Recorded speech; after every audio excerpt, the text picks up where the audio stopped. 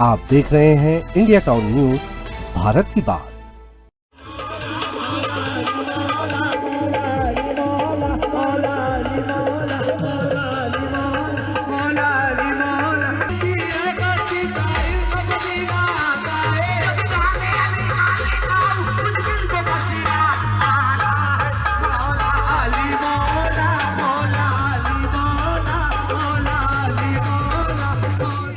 छत्तीसगढ़ की संस्कारधानी कहे जाने वाले राजनांदगांव में इस वर्ष यौम आशूरा अर्थात मोहर्रम की 10वीं तारीख को बेहद श्रद्धा, सादगी और अमन के साथ मनाया गया। शहर की ऐतिहासिक ताजियेदारी परंपरा एक बार फिर देखने को मिली, लेकिन इस बार का मोहर्रम कई मायनों में अलग और विशेष रहा। राजनांदगांव का नाम प्रदेश के उन शहरों में शामिल है जहां वर्षों से ताजियादारी की समृद्ध परंपरा चली आ रही है। यहाँ के विभिन्न मोहल्लों और इमामबाड़ों से निकलने वाले ताजिए न केवल धार्मिक आस्था का प्रतीक होते हैं, बल्कि सामाजिक सौहार्द और भाईचारे का संदेश भी देते हैं।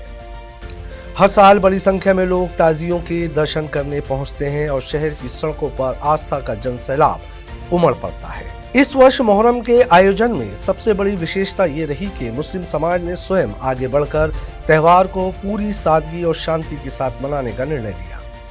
ताजिया जुलूसों में डीजे, बैंड बाजा, अत्यधिक शोर शराबा और अन्य दिखावटी गतिविधियों से दूरी बनाई गई। समाज के लोगों ने ये संदेश दिया कि मोहर्रम का मूल उद्देश्य त्याग, बलिदान और इंसानियत की सीख को याद करना है।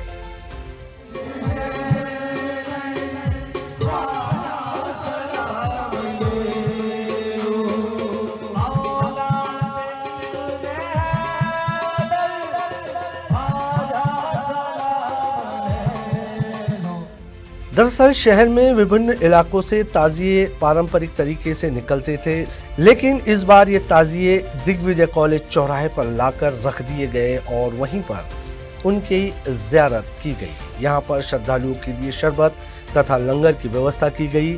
गर्म मौसम के बीच राहगीरों और श्रद्धालुओं को ठंडा पानी और शरबत वितरित कर सेवा भाव की अनूठी मिसाल पेश की गई। नमस्कार, आदाब। आप देख रहे हैं इंडिया टाउन न्यूज और मैं हूं आपके साथ कमर गौस। जैसे कि आज 10 मुहर्रम यानी कि यौम आशूरा है और मुहर्रम की 10 तारीख को राजनांदगांव की अगर हम बात करें तो ऐतिहासिक ताजिया निकलते हैं और लंगरों का एहतमाम होता है। यहाँ पे शरबत और दीगर तरह से चीज़ों को तकसीम किया जाता है। आइए यहाँ पर जो इंतजामिया जो कमेटी है उनके लोग यहाँ पे मौजूद हैं। चलिए उनसे बात करते हैं और उनसे जानते हैं कि किस तरह से यहाँ पे कब से ताजिए निकलते हैं, किस तरह से मुहर्रम यहाँ पे मनाया जाता है। जी, मैं सबसे पहले आपका नाम जानना चाहूँगा। जी, मोहम्मद कादिर बड़गुजर। जी, कादिर साहब, मैं ये जानना चाहूँगा कि जो ताजिए है राजनांदगांव में, इनका क्या इतिहास है, कब से निकल रहा है? इतिहास तो इतना है कि मतलब मेरे पैदा होने के पहले का है। 680 ईस्वी से चले आ रहा है ताजिया। किस तरह से ताजियों को निकाला जाता था पहले और अब किस तरह से हो रहा है? पहले राजा के समय, बलराम दास के समय से ताजिया निकलते आ रहा है यहाँ पर। तो उस समय लाइटों की सुविधा नहीं थी, तो पन्नी से, धागे से, मट्टी से, कमचील बांस की से बनाया जाता था। इसमें राजा साहब का भी सहयोग रहता था। राजा साहब उस समय मसाल, ठेमा और मट्टी तेल दिया करते थे निकाल कर। लाइट की सुविधा नहीं थी। अब धीरे धीरे लाइट की सुविधा होती जा रही है, उस हिसाब से अब आर्टिफिशियल बनते जा रहा है। इन सालों में जो है तो मुहर्रम का भी स्वरूप बदला है। किस तरह से बदलाव आपने देखा है? भाई पहले के समय में हम लोग जैसे रोड में निकालते थे, ताजिया रहता था, अखाड़ा रहता था, मटका पार्टी रहते थे, घोड़े रहते थे, इस टाइप का रहता था। धीरे धीरे समाज ने बोला नहीं बोले कि मतलब बेदबी हो रही थी। मतलब कई लोग ऐसा है कि मतलब पी खा के घुस जाना, चकल्ला सोना चालू हो गई थी, तो कई बार मारपीट की नौबत आती है। समाज ने फैसला लिया कि प्रथा को बंद करके अपन एक ही स्थान पर रखते हैं, जिसको हम लोग रोजा बोलते हैं। तो उसको उसकी जियारत करो, दर्शन करो, उसके एक ही जगह रहने दो बोले। तो उस समय से 4 साल से फिर एक ही जगह रख रहे हैं। मुस्लिम समाज के युवाओं और बुजुर्गों ने मिलकर पूरे आयोजन को शांतिपूर्ण और अनुशासित बनाने में महत्वपूर्ण भूमिका निभाई। जुलूस के दौरान व्यवस्था बनाए रखने के लिए स्वयंसेवक लगातार सक्रिय रहे। उन्होंने लोगों से अपील की कि मुहर्रम को उसकी वास्तविक भावनाओं के अनुरूप मनाया जाए और किसी भी प्रकार के विवाद या अव्यवस्था से बचा जाए। गौरतलब है कि मुहर्रम से पहले छत्तीसगढ़ वक्फ बोर्ड की ओर से एक सर्कुलर जारी किया गया था, जिसमें मुहर्रम के दौरान डीजे, बैंड बाजा और कुछ अन्य गतिविधियों पर रोक लगाने की बात कही गई थी। साथ ही नियमों का उल्लंघन करने वालों पर आर्थिक दंड का प्रावधान भी प्रस्तावित रखा गया था। हालांकि सर्कुलर को लेकर विभिन्न स्तरों पर चर्चा और विवाद भी सामने आए। कुछ पक्षों ने इस निर्णय पर आपत्ति जताई और मामले को न्यायालय तक पहुंचाया गया।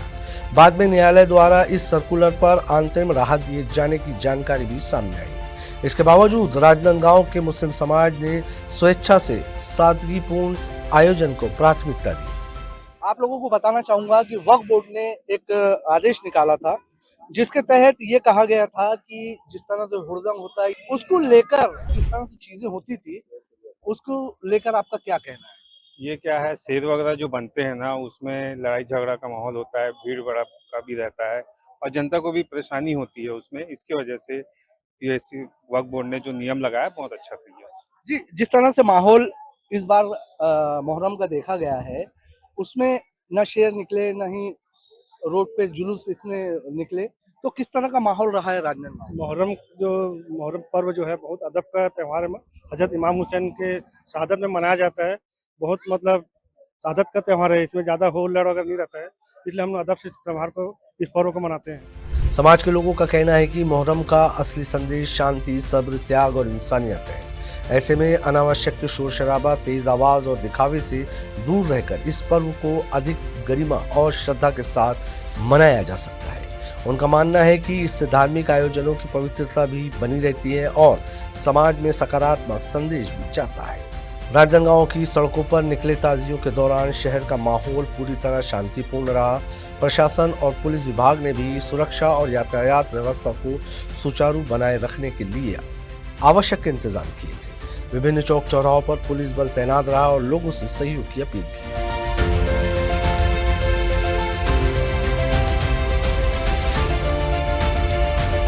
स्थानीय लोगों का कहना है कि शांतिपूर्ण और सादगीपूर्ण आयोजन से शहर में ट्रैफिक व्यवस्था भी बेहतर रही।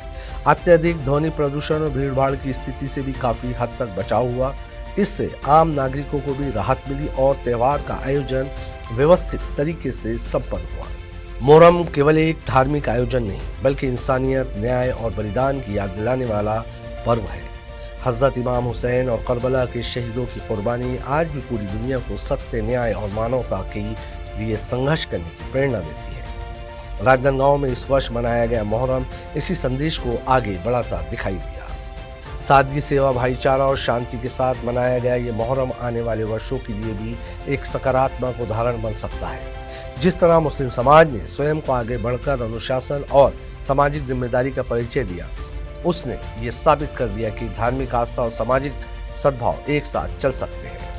राजनांदगांव की धरती पर निकले ऐतिहासिक ताजिए, जगह जगह लगे लंगर और शरबत के स्टॉल तथा अमन और इंसानियत का संदेश देते हुए संपन्न हुआ यह आयोजन शहर की संस्कृति और सामाजिक विरासत को एक बार फिर मजबूत करता नजर आया। यही वजह है कि इस बार का मुहर्रम केवल एक धार्मिक पर्व नहीं बल्कि शांति, भाईचारे और सामाजिक जिम्मेदारी का एक प्रेरणादायक संदेश बनकर सामने आया। जिस तरह से यहाँ पे क्या क्या इंतजाम किए जाते हैं हर साल और इस बार क्या इंतजाम किए गए? यहाँ पर ताजिया रखा गया था, नातिया मुशायरा का प्रोग्राम रखा गया था, लंगर रखा गया था, शरबत बनाया गया था और अखाड़े का प्रदर्शन किया गया। जिस तरह से इस बार मुहर्रम मनाए जा रहे हैं, जिस तरह शोर शराबा नहीं है, सुकून के साथ शहीदों को याद किया जा रहा है, क्या ये हर साल चलता रहेगा? जी हाँ, हर साल चलता रहेगा। कैसा लग रहा है माहौल? बहुत अच्छा है पहले से माहौल, इसमें कोई हुड़दंग नहीं है, कुछ ये कि शहादत है हज़रत इमाम हुसैन अली मकाम की, वो मनाया जाता है। ये गम का है, खुशी नहीं है इसमें। हज़रत इमाम हुसैन जिन्होंने शरीयत को बचाया है, इस्लाम को बचाया है, तो उनके पैगाम को देखते हुए हमको भी कोशिश यही करना है कि उनके बताए हुए रास्ते पे चलने की कोशिश करना है। जी, जिस तरह से इस बार राजनांदगांव में मुहर्रम को मनाया जा रहा है, जिस तरह से हुड़दंग नहीं हो रहा है, जिस तरह से डीजे और शेर जैसी जो परंपरा है यहाँ पे मुस्लिम समाज ने जो है, मुस्लिम तबके ने जो है बंद किया है और शहीदों को बाकायदा याद किया जा रहा है और उन्हें खराज अकीदत पेश की जा रही है और राजनांदगांव के जो मुस्लिम समाज है वो एक मिसाल पेश कर रहा है। कैमरामैन विश्वनाथ देवांगन के साथ Kamar Gaus, India town news, Rajnandgaon.